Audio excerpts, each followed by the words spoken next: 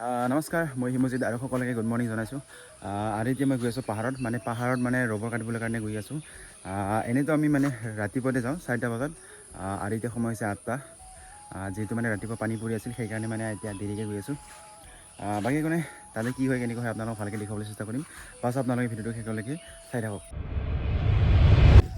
টকা আধালৈকে আহি পালোঁ। এতিয়া মানে মই য'তখিনি চাইকেলখিনি থওঁ তালৈকে আহি পালোঁ। এইখিনি মানে চাইকেলে মনাই গোটেইখিনি মানে ইয়াতে বজাই দি কিনে থৈ দিছোঁ এতিয়া। আৰু এতিয়া ডাইৰেক্ট ইয়াৰ পৰা গুচি যাব লাগিব ডাইৰেক্ট বাগানলৈকে। আপোনালোকে মোৰ ভিডিঅ' চালে আপোনালোকে গমেই পাব, মই যিখিনি আপোনালোকক ৱাটাৰফল দেখুৱাইছিলোঁ সকলোখিনিতে আমাৰ বাগানখিনি ক'ব লাগিলে সেইখিনিয়ে হয় মানে গোটেইখিনি। তাতে মই কাম কৰোঁ ক'ব লাগিলে। বাকী কাৰণে ডাইৰেক্ট মই এতিয়া আপোনালোকক ডাইৰেক্ট তাতে লগ পাম আৰু বাছ। টকা আহি এতিয়া মানে বাগানলৈকে আহি পালোঁ। এইখিনি চাওক গছবিলাক মানে পানীখিনি ইমান ভালকৈ শুকোৱা নাই, কিন্তু তথাপিও কাটিব লাগিব আৰু যিটো আহিছোঁ।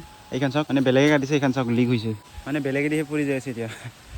বাকী মানে আহিলে যিটো মানে দিয়া কাটোঁ আৰু দিনো ইমানখিনি ভাল নহয় মানে সেমেকা কৰি আছে। আৰু এইখিনি মোৰ ধামাখিনি বাছ এতিয়া মই কাটি থাকোঁ দেই।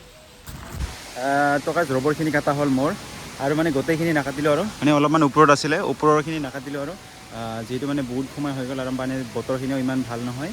এতিয়া সময় হৈছে মানে প্ৰায় 10:30মান বাজিছে, মানে গৰমো হৈছে সেইকাৰণে আৰু কাটিলেও লাভ নাই, আঠা নহ'বই মানে। আৰু এইখিনি চাওক এতিয়া পৰি আছে এইবিলাক, এইখিনি আৰু মোৰ এইখন দেবং, আমাৰ ফালে দেবং বুলি কয়, দেবং লাইক জেবং। এতিয়া মানে যিটো মানে কাটে না ৰবৰৰ গাছখিনি, এইটো মানে বহুত পুৰণা হ'ল, যিটো মানে কমচে কম 1.5 বছৰমান হ'ল মানে এখনকে ইউজ কৰি আছোঁ। মানে নতুনখিনি আছে আনি থোৱা, সেইখিনি মানে লৈ অহা নাই। এখনে মানে নতুনখিনি বদলাই ল'ব লাগিব আৰু বাকী কাৰণে বাছ আপোনালোকে চাই থাকোঁতে।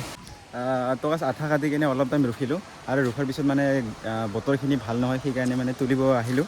তাৰপিছত এইটো এটা আছে, ইয়াত এটা আছে, কিন্তু দুটা ডাঙৰ ধামা কিন্তু নাই, একেবাৰে কম আছে।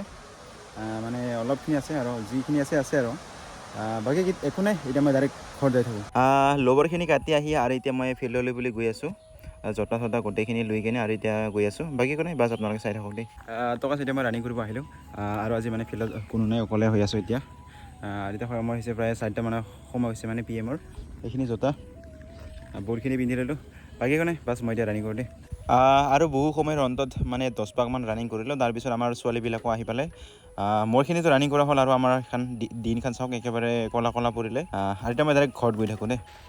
ৰানিং চানিং কৰি কিনে আহিলোঁ, আৰু এতিয়া ঘৰত গৈ আছোঁ। মানে ঘৰত যোৱাৰ সময়ত মই প্ৰায় মানে পানীখিনি লগ ভাঙি এইখন চাওক, এখন মানে আৰু দিন ক'লা পৰিল আৰু পানী পৰি আহিছে।